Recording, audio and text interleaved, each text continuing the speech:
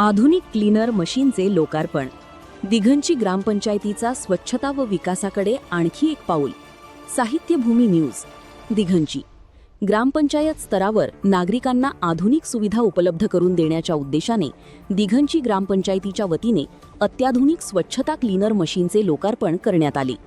सांगली जिल्हा परिषद दिघंची गटाचे सदस्य माननीय पृथ्वीराज तानाजीराव पाटील तसेच माजी सरपंच अमोल मोरे यांच्या हस्ते हा लोकार्पण सोहळा पार पडला. यावेळी ग्रामपंचायत सदस्य मुन्नाभाई तांबोळी, विकास मोरे, बाळासाहेब हुनराव, सागर ढोले, संजय वाघमारे, शेखर रणदिवे, देवानंद पुसावळे, अतुल जावीर, ग्रामसेवक नेवाळे यांच्यासह ग्रामपंचायत पदाधिकारी, ग्रामस्थ व मान्यवर मोठ्या संख्येने उपस्थित होते. आज दिघंची ग्रामपंचायतने रोड क्लिनिंग ही मशीन घेतलेली आहे.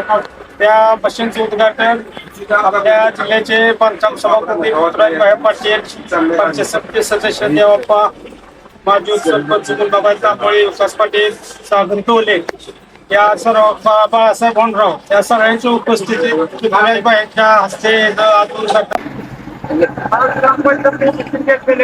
काही दिवसापूर्वी ग्रामपंचायत टँकर घेतलेला होता.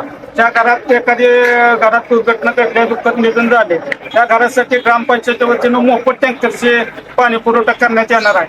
असं ज्या घरात शुभ कार्य आहे, एखाद्या घरात लग्न आहे किंवा एखाद्या समाजाचा एखादा सामाजिक कार्यक्रम आहे, त्या कार्यक्रमाला सुद्धा ग्रामपंचायतीच्या वतीनं टँकर पुरवण्यात येणार आहे. पण त्याला थोडासा आपण पैसे ठेवलेले आहेत. 100-500 रुपयाची पावती पडल्यानंतर एखाद्या शुभ कार्यानंतर मध्ये तो टँकर पाठवण्यात येणार आहे. काही दिवसापूर्वी पण ट्रॅक्टर घेतला होता ग्रामपंचायतीच्या वतीनं.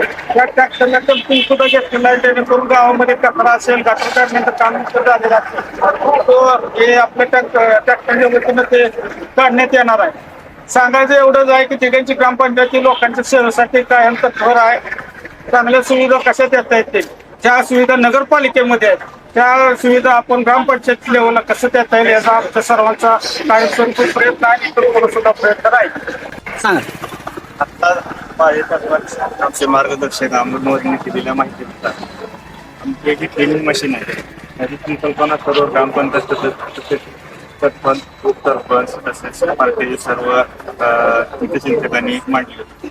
आता सांगितलेल्या पद्धतीने माझे सरपंचांनी सांगितले होतं तसंच पाण्याचा टँकर असेल, ट्रॅक्टर असेल.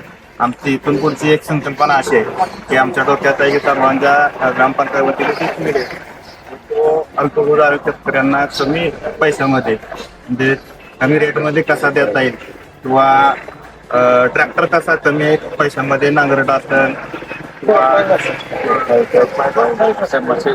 मशागतीचे जे काम असतं ते कमी पैशात कसं देता येईल अल्पभूधारक शेतकऱ्यांना